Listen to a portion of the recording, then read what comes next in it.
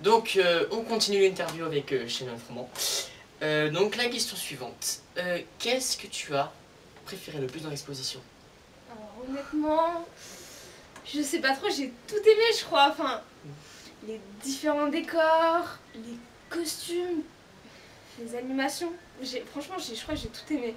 Mais je crois que quelque chose qui m'a fait un effet incroyable, c'est passer sous la porte de la grande salle. Donc pour ceux qui ne savent pas, j'essaye de vous resituer. Dans Harry Potter à l'école des sorciers, quand les élèves de première année vont pour la première fois dans la grande salle et pour aller au banquet, ils passent sous la grande porte et c'est une scène, je trouve, très, très importante.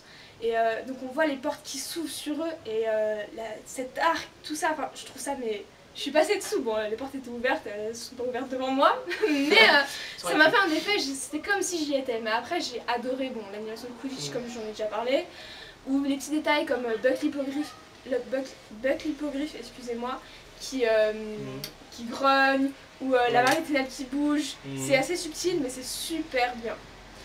Alors, donc, qu'est-ce que tu as donc le moins aimé, mais tu connais la réponse, je crois. Bah, justement, je crois, j'ai beau chercher, mais je pense pas. Enfin, il n'y a rien qui m'a moins aimé. Enfin, j'ai tout aimé, même les décors des personnages ou des endroits qui me répugnent ou qui me font peur dans les films. Ça m'a plu d'y voir en fait. Donc, ouais, non, il n'y a rien que j'ai moins aimé, je crois. D'accord. Alors Shannon, selon toi, une personne comme moi qui n'est pas un grand fan, est-ce que je peux y aller? Mais bien sûr tu peux y aller, il n'y a rien qui te l'interdit. Mais après, je pense que, vu que, enfin, tu vas pas apprécier autant qu'un vrai fan. C'est un vrai fan, il connaît tout, enfin, je pense que comme moi, ça fait un effet d'y être, enfin c'est énorme. Mais toi, enfin, plus ça va être plus du divertissement qu'autre chose. Après, je pense que même pour un cinéphile, ça peut être intéressant d'y aller parce que c'est des décors, c'est des secrets de tournage, tout ça. Mais après, non, franchement, c'est vrai que c'est mieux si t'es un fan parce que c'est un rêve qui se réalise, c'est moins un divertissement. Vrai. Alors Shannon, tu veux revoir des petites photos, des petites vidéos? Pourquoi pas, oui. Allez, c'est parti.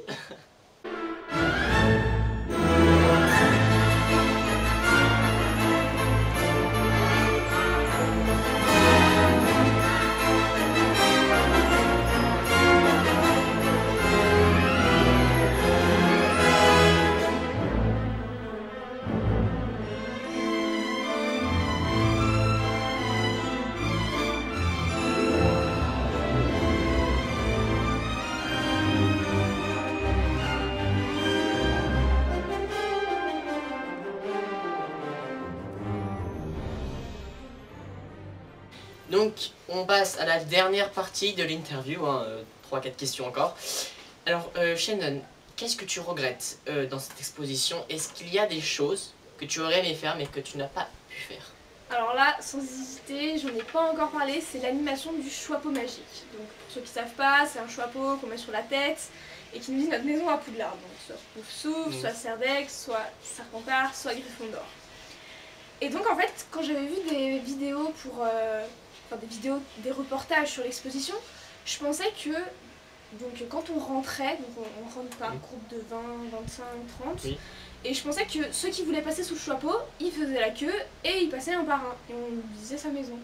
Sauf qu'en fait non, pas du tout, et donc c'est sûrement parce que ça serait trop long, ce que je peux comprendre, mais en fait donc, dans le groupe, ils désignent 4 personnes. Ah oui, 4, donc sur 20, 25, 30, ça fait pas beaucoup je trouve. Et du coup, malheureusement je suis pas passée.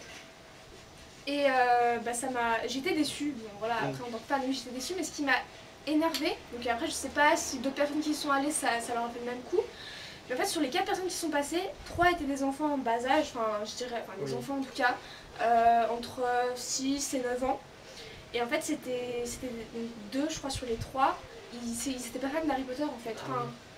Il y en avait qui n'avaient pas vu les films, ou qu'on avait vu 2-3 mais qui n'étaient pas fans. Donc limite on se demande pourquoi ils sont là. Bon après je pense que voilà, après c'est peut-être pour les faire plaisir tout ça, c'est vrai que c'est un bon divertissement.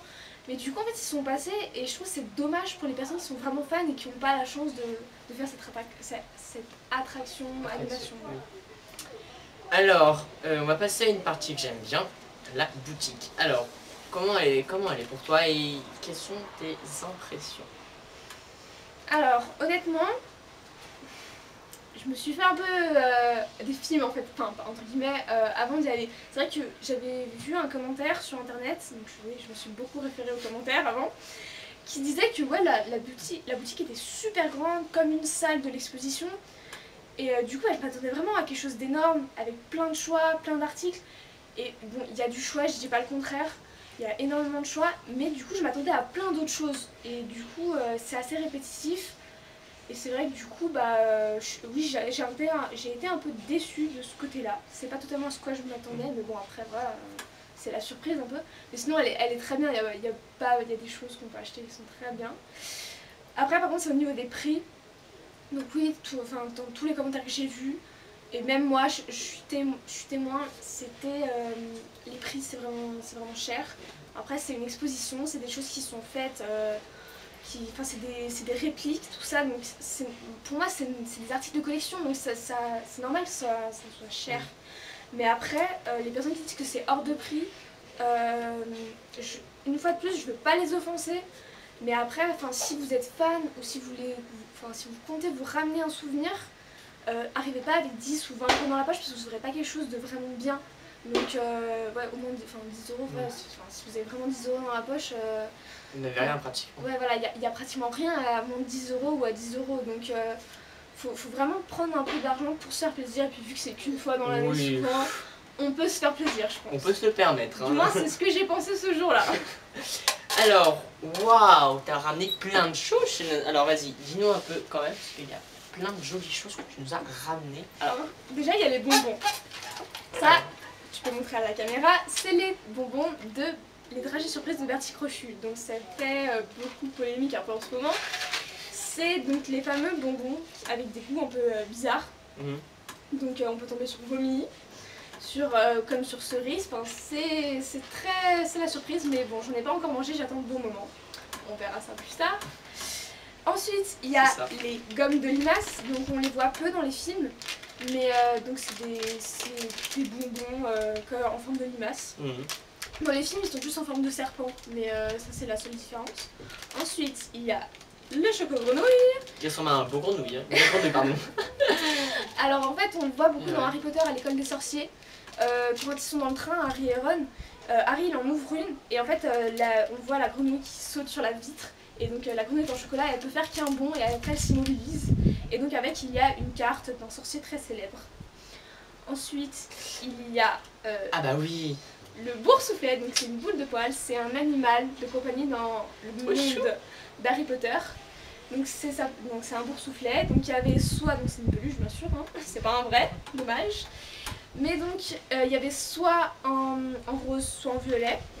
Et c'est vrai que dans les films, on ne le voit pas beaucoup. Dans Harry Potter et le prince de sang mêlé, on le voit rapidement. Donc c'est Ginny Weasley qui s'en est acheté un dans la boutique de ses frères. Et donc, dans le film, il est rose. Dans le livre, est violet. Bon, après, voilà, c'est un petit détail. Mais du coup, je comptais m'en acheter un. Donc, celui de Ginny s'appelle Arnold. Le mien... une de mes amies m'a conseillé de l'appeler Daniel en hommage à Daniel Radcliffe. C'est resté assez, mais si vous avez des idées de prénoms, vous pouvez toujours me les poster en commentaire, ça peut être sympa. C'est un bel animal de compagnie. Il est très gentil. Il bouge pas trop. Alors, ensuite, attends, je vais juste l'essayer parce que l'écharpe de Gryffondor. Non, attends, il la met comme ça et... Comme ça, voilà. Et donc en fait, en été quand même, hein. Oui, bon là, voilà. Chaud. Donc en fait, je tiens à dire, je reste une serre d'aigle. Donc ça, ça reste ma maison, serre d'aigle. Mais bon, Harry Potter, c'est Gryffondor, et Gryffondor, ça reste Harry Potter. Enfin voilà, c'est un peu... Donc en fait, je voulais me rapporter quelque chose de serre d'aigle, mais il n'y avait plus rien à ma taille. Enfin, il n'y avait pas de t-shirt à ma taille. Et donc, vu que l'ensemble Gryffondor, c'était l'écharpe avec le sweat, parce qu'il il proposait des ensembles par maison. Et donc j'ai pris l'ensemble Gryffondor. On verra ça plus tard, ça reste le mien, d'accord. Pas grave. Et donc pour terminer, il y a le guide de l'exposition. Le guide il est au fond, il est là. que Florent est allé chercher tout près. Le guide de l'exposition, donc c'est un guide qui récapitule toute l'exposition, qui est vraiment bien fait avec plein de photos, vous pouvez voir. L'Ange de la mort par exemple, au hasard. Voilà, franchement, c'est un très beau livre. Donc qui coûte un peu cher. Mais franchement, si vous avez adoré l'exposition, prenez-le. C'est vraiment un bon journal, enfin ça rappelle bien beaucoup de souvenirs. On laisse comme ça alors. C'est un peu le bazar. Ouais. Alors dernière question, est-ce que tu y retournerais si tu pouvais?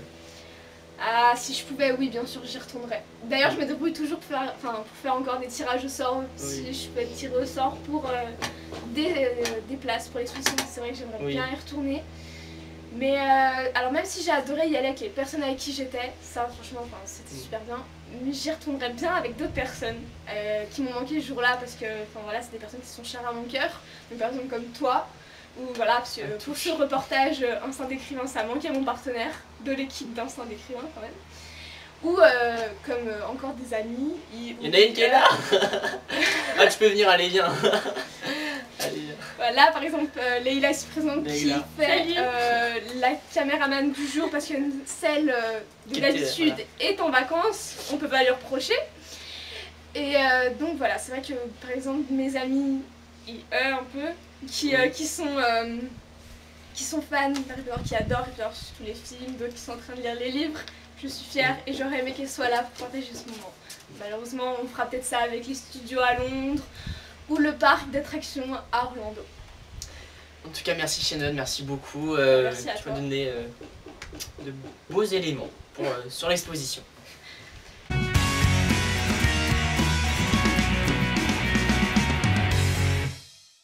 Nous arrivons donc dans le quiz d'écrivain. À chaque fin d'émission, on vous pose une question et la réponse c'est la semaine d'après. Donc la réponse à la question précédente sur dans quel pays le pouvoir est considéré comme une insulte, c'est la réponse D, le Japon. Donc bravo à tous ceux essais qui ont eu juste. Je crois que pratiquement tout le monde a eu juste, il me semble. Oui, il me semble aussi. Donc semaine spéciale, question spéciale. Et oui, question sur Harry Potter. J'ai mis une en plus, occasion. Alors, combien y a-t-il de joueurs dans une équipe de Quidditch? Florian, les réponses? Alors, les possibilités de réponse sont A, 6, B, 7, C, 8 ou D, 10. Donc, t'en penses quoi, toi? je dirais 8, instinctivement.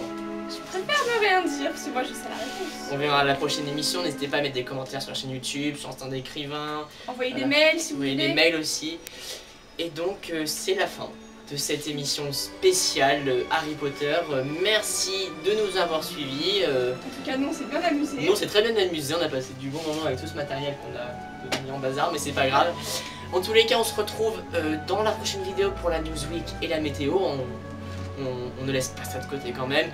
Et on se retrouve la semaine prochaine pour une nouvelle émission de l'Hebdo des écrivains, une semaine normale. Pour une fois. Et merci d'être nombreux à nous suivre sur la page et sur YouTube. Allez, bonne soirée. Au revoir. Au revoir.